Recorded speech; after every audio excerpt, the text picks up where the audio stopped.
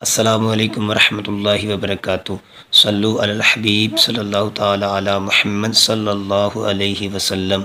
ہر مرض کی دعا ہے صلی علی محمد، ہر درد کی دعا ہے صلی علی محمد۔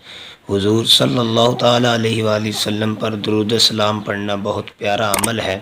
ہمیں چاہیے کہ ہم روزانہ کی بنیاد پر پیارے آقا صلی اللہ تعالی علیہ وآلہ وسلم پر درود و سلام پڑھیں، کثرت سے درود و سلام پڑھنا چاہیے۔ امیر اہل سنت مولانا الیاس عطار قادری فرماتے ہیں کہ کثرت کیا ہے، کسے کثرت کہتے ہیں؟ آپ نے فرمایا کہ 313 مرتبہ جو بندہ ایک دن میں 313 مرتبہ حضور صلی اللہ تعالیٰ علیہ وآلہ وسلم پر درود و سلام پڑھے گا شوق اور محبت کے ساتھ، وہ کثرت میں گنا جائے گا۔